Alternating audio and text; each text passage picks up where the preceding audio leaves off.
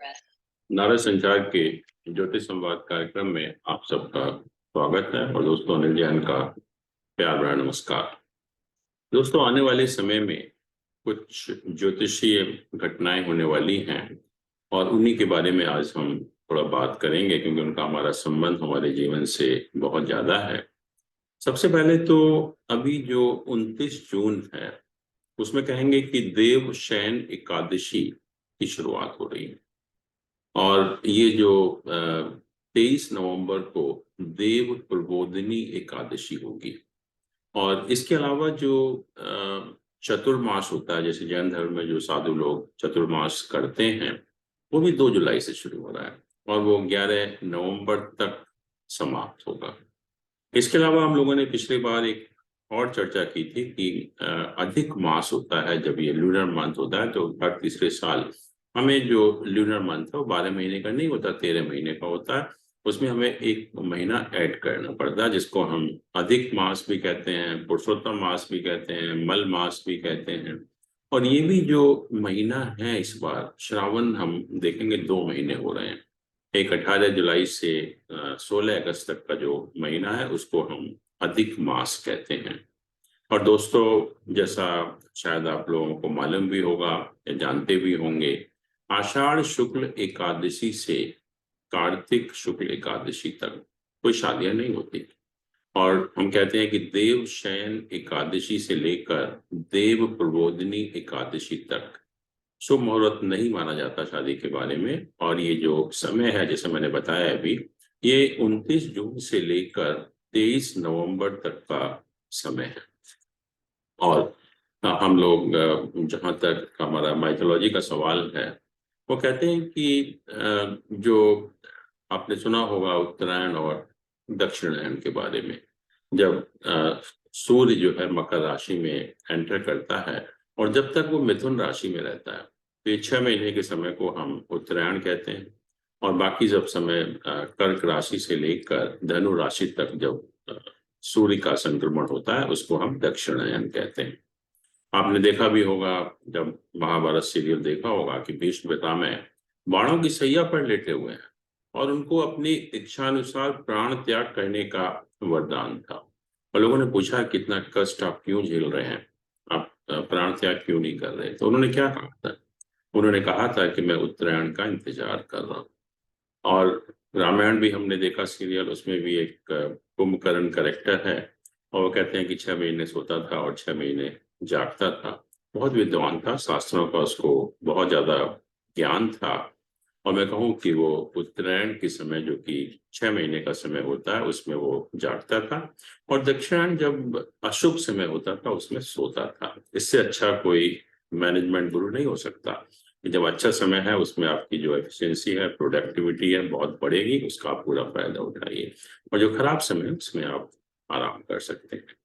और जो इसका रीजन भी ये है कि जो देवलोक है, कहते हैं कि देवलोक में 6 महीने दिन होते हैं और 6 महीने की एक रात होती है। मतलब जो हमारा एक साल है वहां पर एक दिन रात के बराबर है। और ये जो दिन की शुरुआत होती है, ये मकर संक्रांति के दिन, या सूर्य जब मकर राशि में प्रवेश करता है, या 14 जनवरी के आसपास, उस समय जो है ये वहाँ दिन की शुरुआत होती है। और ये दिन जो है करीब 15 जुलाई तक रहता है। और उसके बाद जो है फिर वहाँ पर रात हो जाती है।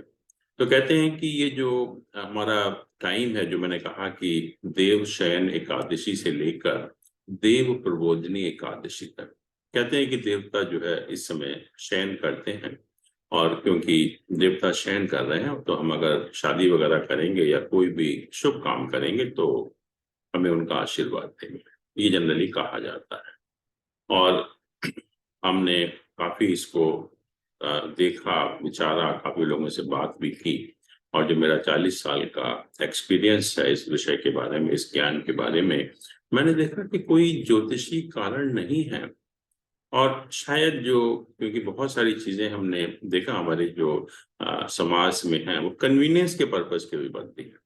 और ये जो 4 महीने का समय है जिसको हम ये कहते हैं कि शादियां नहीं होती हैं, ये बेसिकली बरसात का समय होता था नॉर्थ इंडिया में।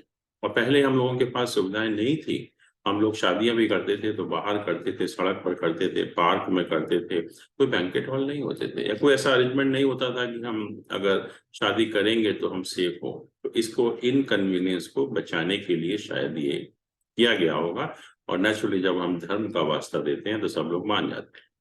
और इसका कोई दूसरा ज्योतिषी कारण नहीं है, क्योंकि अगर देवता सोए हुए हैं तो हम 6 महीने में पूजा भी नहीं करनी चाहिए। और जैसे मैंने कहा कि चतुर्मास के दौरान तो सबसे ज्यादा पूजा होती है, हम फिर मंदिरों में जाकर देवताओं को डिस्टर्ब क्यों करते हैं। और यही जो विषय है, मैंने बहुत सारे कॉन्फ्रेंसेस में, बहुत सारे जहां भी मुझको मंच मिले, मैंने उनको बताया कि हम क्यों नहीं करते शादी। और मुझे बहुत अच्छा लगा कि पिछले 2 साल से अगर आप कोई भी पंचांग देखेंगे तो उसमें इस पीरियड में भी शादियां दिखाई हैं। इस पीरियड में भी शादियों के बहुत मुहूर्त हैं। तो शायद हम लोगों का फर्क पड़ा इतना कहने के बावजूद। और बहुत अच्छी बात है कि अब ये 4 महीनों में भी जो है वो शादियां होने लगी हैं। और जरूरी भी है कि शायद हमें पता नहीं है कि हमारी जो मैरिज इंडस्ट्री है उसका साइज क्या है। हमारी जो मैरिज इंडस्ट्री इंडिया में जो है वो अमेरिका के बाद है, अमेरिका में सबसे ज्यादा है। बट इंडिया में भी जो मैरिज इंडस्ट्री है उसका साइज पता है क्या? 1 lakh crore per year. 1 lakh crore per year. और इसमें हमेशा हर साल 25 से 30% ग्रोथ होती है, बढ़ जाता है एक्चुअली। और भारत में 1 करोड़ से ज्यादा शादी होती है एक साल में। इसका अर्थ ये हुआ कि करीब 30,000 शादियां एक दिन में, एवरेज अगर हम लगाएं औसतन तौर पर, तो 30,000 शादियां एक दिन में। तो इतना बड़ा जो मैरिज इंडस्ट्री है उसको हमने 4 महीने तो शांत कर दिया, कोई एक्टिविटी नहीं है और सब लोग बेकार बैठे रहते हैं। ऐसे ही और भी कई सारी चीजें हैं कि जब कहते हैं कि जब सूर्य जो है वो धनु राशि में होता है, या सूर्य जो है जब इसमें इसमें सूर्य जब इसमें 15 मार्च से 15 अप्रैल तक होता है, तभी भी मतलब मीन राशि में होता है, तभी भी शादी नहीं। तो इसका अर्थ ये हुआ कि 6 महीने तो हमने बिल्कुल ही खत्म कर दिया और कहा कि 6 महीने हम शादी नहीं करेंगे। और उसका भी कोई रीजन नहीं है, वो भी हम लोग कभी डिस्कस करेंगे। तो अगर हम, इतना बड़ी इंडस्ट्री है और इसको हम स्प्रेड ओवर करेंगे पूरे साल में, तो इसमें सभी का फायदा है, सभी को एम्प्लॉयमेंट मिलेगा। और हमारी जो शादियां का जो एकदम से जमघट लग जाता है, किसी किसी दिन बहुत ज्यादा शादियां हो जाती है, तो उससे भी जो इनकन्वीनियंस होती है उससे भी हम अपने आप को बचा सकते हैं। तो दोस्तों, एक तो मैं आपको यही बताना चाहूंगा कि बहुत एक अच्छा लगा जब ये 4 महीने जो देवशयन एकादशी से देव प्रबोधिनी एकादशी तक, 2 साल पहले पंचांग में कोई मुहूर्त नहीं दिखाए जाते थे, लेकिन अब आप कोई भी पंचांग देखेंगे तो उसमें भी इन दिनों में भी शादी के बारे में बताया गया है। और इसके अतिरिक्त भी जैसे मैंने कहा कि जब सूर्य धनु राशि में होता है, मीन राशि में होता है, तभी भी शादी नहीं करते।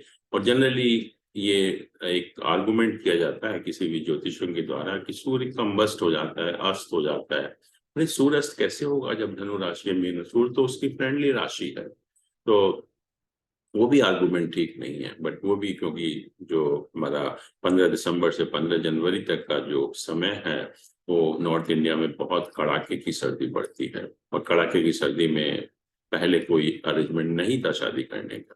और जहां तक 15 मार्च से 15 अप्रैल तक का सवाल है, उस समय फसल काटने का समय होता है।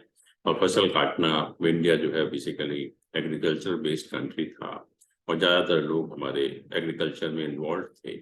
उस टाइम अगर हम कोई इस टाइप का काम करेंगे तो हमारी फसल को नुकसान होगा, हमारा माइंड डाइवर्ट होगा, जो हमें काम करना चाहिए वो नहीं कर पाएंगे।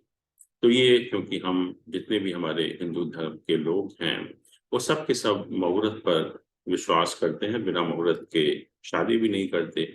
तो अच्छी बात है अगर हम पूरे इस मैरिज इंडस्ट्री को, जो इतना बड़ा साइज है, अगर हम पूरे ईयर में उसको स्प्रेड ओवर कर पाएंगे। क्योंकि जैसे हमने देखा कि दूसरे धर्मों में तो कन्वीनियंस के बेसिस पर, मुहूर्त नहीं देखते, कन्वीनियंस के बेसिस पर शादी करते हैं।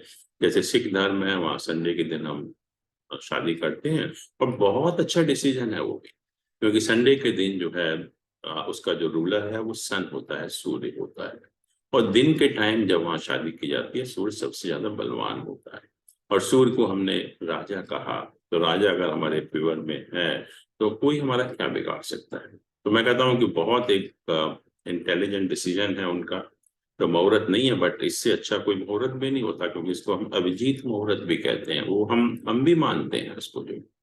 तो हम कुछ चीजें जो सिद्धांत हैं ज्योतिष के, वो कन्वीनियंस के बेसिस पर हैं, कुछ हमारे मुहूर्त के बेसिस पर हैं। और इस प्रोग्राम का उद्देश्य यही है कि जो हमारी गलत धारणाएं हैं ज्योतिष के बारे में, उसके बारे में क्लैरिफिकेशन देना।